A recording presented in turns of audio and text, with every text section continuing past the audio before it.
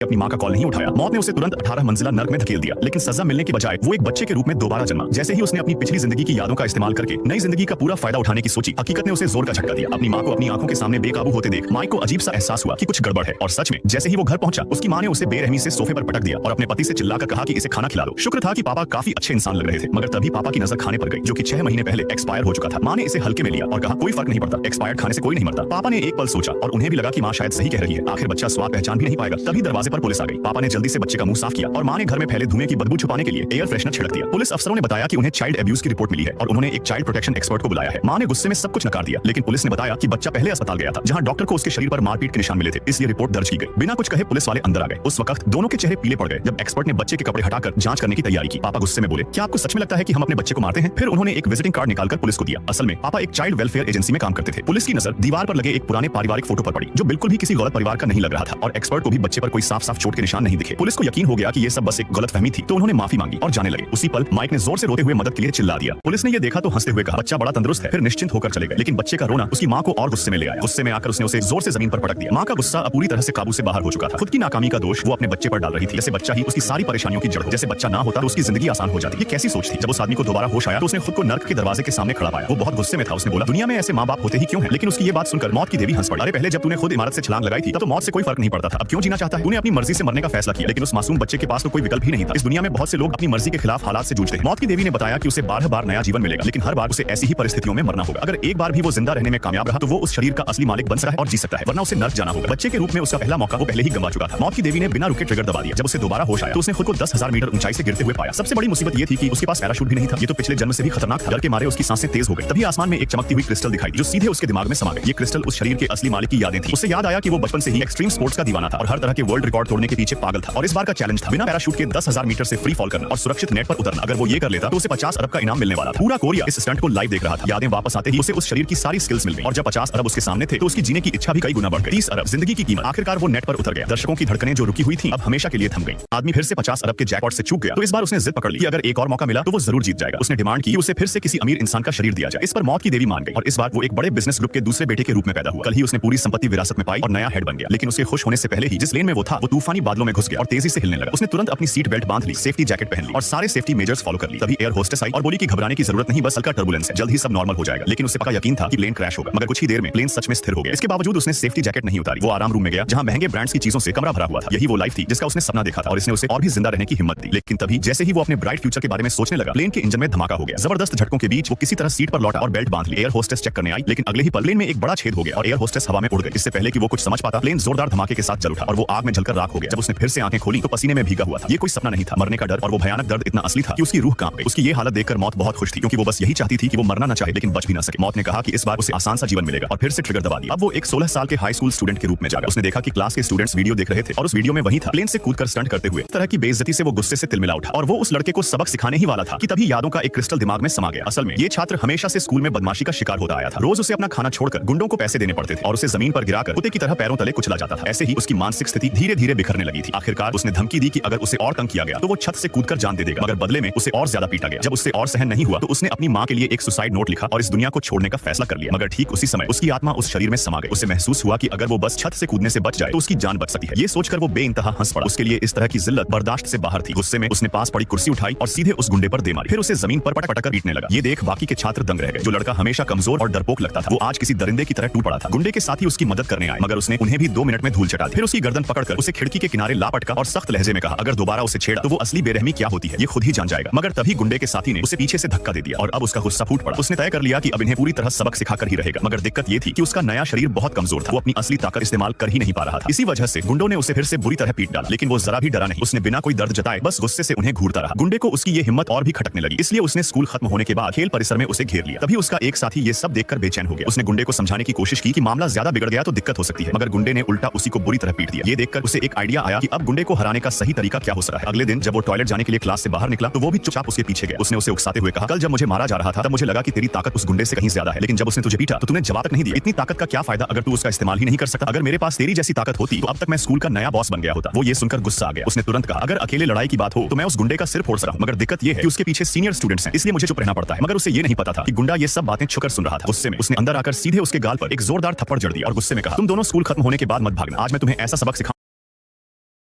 कि जिंदगी भर याद रहेगा। आदमी को यहीं टिके रहना था ताकि मौत की देवी उसे किसी और बुरी जगह न भेज दे। तभी लड़का जल्दी से उसके पीछे भागा और बोला कि उसके पास स्कूल के गुंडे से निपटने का तरीका है, लेकिन शर्त यह है कि वो इसमें दखल न दे। उसी दोपहर उसने अपना प्लान शुरू किया। लड़का बस सूप पी रहा था, तभी वो गुंडा उसके पास आ गया और बोला, सूप कितना स्वादिष्ट है कि पूरा मुंह उसमें घुसेड़ लिया। अरे कितनी गंदी आदत है, चल तू खाता रहे निकम्मे। तभी लड़का बोल रुको और वो उसके पास गया। फिर उसने पूरा सूप उसके ऊपर डाल दिया। लड़का बोला, स्वादिष्ट है, कितना स्वादिष्ट है कि पूरा शरीर उसी में लपेट लिया, तू खाता रहे मैं चलता हूं। गुंडा गुस्से से पागल हो गया और तुरंत अपने आदमी को आदेश दिया कि उसे पकड़ कर लाए, लेकिन उसके साथी ने न सिर्फ उसकी बात अनसुनी कर दी बल्कि दूसरे साथी को भी रोक दिया और लगातार उसकी बेइज्जती करता रहा। पूरा कैंटीन उसकी बेइज्जती देखने लगा और जब उसे एहसास हुआ कि कोई उसकी मदद नहीं करेगा तो वो शर्मिंदगी में भाग खड़ा हुआ। फिर उसने सीनियर क्लास के गुंडों को बुलाया ताकि अपनी इज्जत वापस पा सके। एक झुंड बदमाशों ने डंडे लेकर उसकी क्लास में एंट्री मारी, लेकिन वो आराम से बैठकर कॉमिक्स पढ़ रहा था। सीनियर गुंडों को लगा कि उसके साथी ने उनके जूनियर को पीटा है। वो कुछ करने ही वाले थे कि उन्हें पता चला कि असली मास्टरमाइंड तो वो कमजोर दिखने वाला लड़का है। ऐसे गुंडों के लिए सबसे जरूरी चीज होती है इज्जत। जब उन्हें पता चला कि उनका आदमी एक कमजोर से पिट गया तो उन्हें अपनी बेइज्जती महसूस हुई। उन्होंने तुरंत वहां से निकलने का फैसला किया और जाते जाते स्कूल के गुंडे को अपनी गैंग से निकाल दिया। साथ ही सख्त हिदायत दी कि अब से वो उनका नाम भी न ले। स्कूल का गुंडा पूरी तरह अमानत हो गया। गुस्से में उसने बदला लेने की सोची, लेकिन इससे पहले कि वो कुछ कर पाता उसके ही साथी ने उसे एक थप्पड़ में हवा में उड़ा दिया। इस घटना के बाद स्कूल का गुंडा सभी के लिए मजाक बन गया। अब वो खुद बुली का शिकार हो गया। उसकी गर्लफ्रेंड ने उसे छोड़कर किसी और के साथ चले जाने का फैसला कर लिया और लोग उसी का मजाक उड़ाने लगे। ये लगातार मिलती बेइज्जती उससे पूरी तरह तोड़ चुकी थी और अब उसने भी महसूस किया कि कमजोर लोगों के साथ क्या होता है। उधर लड़के ने अपनी आगे की जिंदगी की प्लानिंग शुरू कर दी। सबसे पहले अपनी याददाश्त के दम पर टॉप कॉलेज में एडमिशन लेना, फिर प्लास्टिक सर्जरी कराकर स्मार्ट बनना और किसी इंटरव्यूअर महिला बॉस को हंसाकर बड़ा आदमी बन जाना। लेकिन तभी उसके ख्यालों में खलल पड़ गई। अचानक एक बड़ा ट्रक उसकी तरफ आ गया, लेकिन ड्राइवर ने समय पर ब्रेक लगाकर उसे बचा लिया। वो अभी तक सदमे में ही था कि अचानक किसी ने उसके सिर पर ईंट दे मारी। जब उसने पीछे मुड़कर देखा तो सामने वही कमजोर बना स्कूल का गुंडा खड़ा था। अपमान और दर्द से पागल होकर उसने उसके सिर पर ईंट से हमला कर दिया, जब तक कि उसका सिर बुरी तरह फट न गया। अगले ही पल उसकी आंखें खुली, वो फिर मर गया था। ये चौथी बार था जब उसकी मौत हुई और हर बार उसकी मौत बहुत दर्दनाक हुई थी। अब तो उसका दिमाग भी जवाब देने लगा था। उससे लगने लगा कि मौत खुद उसे तड़पा रही है। गुस्से में वो मौत की देवी को गालियां देने लगा, लेकिन तभी मौत ने उसकी गर्दन अपने पैरों से दबा दी और ठंडे लहजे में चेतावनी दी, अगर दोबारा ऐसी बातें की तो तुझे सीधा नर्क में फेंक दूंगी, जहां से कभी बाहर नहीं आ पाएगा। ये सुनकर लड़का समझ गया कि यहाँ अकड़ दिखाने से काम नहीं चलेगा। उसने तुरंत गिड़गिड़ाना शुरू कर दिया और कहा, प्लीज इस बार मुझे ऐसा शरीर दो जो ताकतवर भी हो और दिमागदार भी। लेकिन मौत ने कोई जवाब नहीं दिया। उसने बस बंदूक निकाली और ट्रिगर दबा दिया। जैसे ही उसने होश संभाला, महसूस हुआ कि उसका सिर ढका हुआ है और पास में किसी के चाकू तेज करने की आवाज आ रही है, जैसे अगले ही पल उसे काट दिया जाएगा। उसकी आशंका सही साबित होती है। कुछ हटे कट्टे आदमी उसे दबोच लेते हैं और एक ने ड्रिल उठा ली, मानो उसकी आंखों का नया इलाज करने वाले हो। मैं नहीं जानता, मैं नहीं जानता, मैं नहीं जानता। वो बार-बार चिल्लाने लगा, लेकिन उसकी घबराहट देखकर गुंडे और भड़क गए। तभी अचानक उसकी याददाश्त लौटने लगती है। वो एक पेशेवर हत्यारा था जो दुनिया भर में सफर करता था, लोगों को खत्म करके भारी रकम कमाता था। लेकिन उसकी जिंदगी तब बदल गई जब उसे अपने बॉस की प्रेमिका से प्यार हो गया। वो रोज बॉस के जुल्म सहती थी और हत्यारे ने फैसला कर लिया कि वो उसे लेकर भाग जाएगा। उसने बॉस के बैंक अकाउंट से 100 अरब निकाल लिए ताकि दोनों आराम की जिंदगी बिता सके। मगर जब वो लड़की से मिलने जा रहा था तभी बॉस के गुंडों ने उसे पकड़ लिया। अब ये लोग उससे पूछताछ कर रहे थे कि लड़की और पैसा कहाँ है। याददाश्त लौटे ही उसे अपने शरीर की हथियारी क्षमताओं का भी एहसास हो गया। बस कुछ ही सेकंड में उसने सामने के गुंडों को धूल चटा दी। फिर शीशे में खुद को देखा और सोचा, 100 अरब और खूबसूरत लड़की, चलो जिंदगी का मजा लिया जाए। वो मोटरसाइकिल उठाकर भाग निकला, लेकिन बॉस को जैसे ही पता चला उसने आदेश दे दिया, इस गद्दार को किसी भी कीमत पर मार डालो। बस फिर क्या था, सड़क पर पीछा करने का सिलसिला शुरू हो गया। लेकिन अब जो शरीर उसके पास था, उसकी ड्राइविंग स्किल्स किसी प्रोफेशनल से कम नहीं थी। उसने न केवल भागने में कामयाबी हासिल की बल्कि पीछा करने वालों को भी मार गिराया। मगर समस्या ये थी कि बॉस के लोग ही नहीं, पुलिस भी उसके पीछे थी। भागते भागते वो आखिरकार एक शॉपिंग मॉल में घुस गया और एन वक्त पर लिफ्ट पकड़ ली। लिफ्ट सीधे छत पहुंची और वहां मौजूद सभी हत्यारे उसे घूरने लगे, लेकिन उसने बिना कुछ सोचे समझे सीधा कूद मार दी और सीधा पड़ोस की बिल्डिंग के स्विमिंग पूल में गिरा। उसकी घड़ी और मोबाइल पानी में भीग गए और सिग्नल भी गायब हो गया। अब उसके पास बस एक ही रास्ता था, हत्यारे की यादों के सहारे रातों रात समुद्र किनारे बने लाइट हाउस तक पहुंचना। वहां बॉस की प्रेमिका उसका इंतजार कर रही थी। जैसे ही वो पहुंचा, लड़की उसे देखते ही दौड़कर गले लग गई और रोते हुए पूछा, पैसा कहाँ है। जब आदमी मुड़ा तो औरत ने उसे पैर गोली चला दी। फिर से मौत के दरवाजे से वापस आया, लेकिन इस बार सच में बड़ा घाटा हो गया। पूरा दिन मेहनत के बाद जब लगा कि जीत पक्की है, तभी आखिरी वक्त सारा फायदा किसी और को मिल गया। मौत की देवी जोर जोर से हंसने लगी, जैसे ये सब उसी का कोई शातिर खेल था। वो लगातार मजाक उड़ा रही थी कि वो कितना बेवकूफ है, लेकिन उसके चेहरे पर हल्की मुस्कान थी। असल में उसने असली पैसे का ठिकाना किसी को नहीं बताया था। उसका प्लान एकदम साफ था, अगली बार पुनर्जन्म के बाद वो उन 100 अरब को वापस लेने आएगा। आखिर हिटमैन की पहचान ज्यादा खतरनाक थी। ये सोचकर ही वो मन ही मन हंस पड़ा, खुद को चालाक मानते हुए। मौत की देवी ने ट्रिगर दबाया और वो 6वीं बार पुनर्जन्म के रास्ते पर भेज दिया गया। जैसे ही उसकी आंखें खुली, उसने देखा कि वो किसी जेल की कोठरी में था। इस बार जिस शरीर में वो आया था, उसका असली मालिक एक फाइटर था, लेकिन घर की तंगी के कारण उसने हाई इंटरेस्ट लोन लिया था और उसे चुकाने के लिए उसने एक अमीर आदमी के बदले जेल जाने की डील कर ली थी। योजना ये थी कि कुछ महीनों में छूट जाएगा, क्योंकि वो अभी पूरी तरह बालिग भी नहीं था। लेकिन जब कोर्ट में मामला चला तो सच्चाई सामने आई। असल में जिसे मामूली ड्रंक ड्राइविंग केस बताया गया था, वो हिट एंड रन निकला और जिस लड़की को कार से टक्कर लगी थी उसकी मौत हो चुकी थी। अब 2 महीने की जगह उसे 2 साल जेल की सजा सुनाई गई। जब उसे समझ आया कि उसे ठग लिया गया है, तो उसने उस अमीर आदमी से 10 गुना रकम की मांग की, वरना बाहर आते ही उसकी सच्चाई दुनिया के सामने रख देगा। और उसका वकील भी चालाक निकला, उसने उसे ही धमकाना शुरू कर दिया। जैसे ही उसने इस शरीर की यादों को प्रोसेस किया, उसके दिमाग में एक ही ख्याल आया, यहाँ रहना उसके लिए सेफ नहीं था। इस जेल में एक साइको कातिल की खूब बातें होती थी। कहा जाता था कि अगर उसने किसी को अपना टारगेट बना लिया तो उसकी मौत पक्की थी। लेकिन जैसे ही उसकी झलक मिली, उसकी आंखें चौड़ी हो गई। ये तो चौथी बार पुनर्जन्म में मिलने वाला स्कूल का गुंडा है। पिछले जन्म में इसी लड़के ने उसे बेरहमी से मारा था, लेकिन इस बार जैसे ही उसने उसे घूरा, उसने बिना सोचे एक घूंसा जड़ दिया। स्कूल का गुंडा जमीन पर धड़ाम से गिरा और फिर उसकी जमकर कुटाई कर दी। बाकी कैदी घबरा गए। किसी ने चिल्लाकर कहा, इस पागल को मत छेड़, वरना रात को चैन से सो नहीं पाएगा। लेकिन अब तक समझ चुका था कि ये लड़का असली टाइगर नहीं बल्कि सिर्फ दिखावे का था। स्कूल टाइम से ही ये दूसरों के नाम पर धौंस जमाता था, लेकिन असल में खुद कोई दम नहीं था। कुछ थप्पड़ों के बाद स्कूल के गुंडे की अकड़ पूरी तरह टूट गई। वो रोते हुए गिड़गिड़ाने लगा, लेकिन उसे चैन नहीं आया। उसने बाकियों को भी बुलाया और सबने मिलकर उसकी जमकर धुनाई कर दी। उसे लगा कि अब उसकी परेशानी खत्म हो गई। लेकिन अगले ही दिन जब वो वर्कशॉप में था, तो सामने वाले कैदी ने अचानक तेज धार वाला ब्लेड निकाल लिया। उसकी किस्मत अच्छी थी, उसने झटपट कदम पीछे खींचा और ब्लेड सीधा दीवार से टकराकर उछलता हुआ उसी हमलावर के पास लौट आया। पहले लगा कि ये सिर्फ एक एक्सीडेंट था। उसने तुरंत गार्ड्स को बुलाया ताकि उसे मेडिकल रूम भेजा जा सके, लेकिन तभी उसे समझ आया ये हमला पहले से प्लान किया गया था। और सिर्फ यही नहीं, जेल में मौजूद बाकी गार्ड्स भी उसे मारने आए थे। बाकी कैदी डरकर भाग गए, लेकिन हमलावरों ने गलती कर दी। वो भूल गए कि इस शरीर का असली मालिक एक प्रोफेशनल फाइटर था। आगे का नतीजा सिर्फ कुछ ही मिनटों में उसने सभी को धूल चटा दी और तभी उसका सेलमेट लड़खड़ाते हुए वापस आया। उसके हाथ में में एक हथियार था, लेकिन मदद करने की बजाय वो चिल्ला रहा था। ये लोग तुझे मारने आए थे और तूने इनकी वाट लगा दी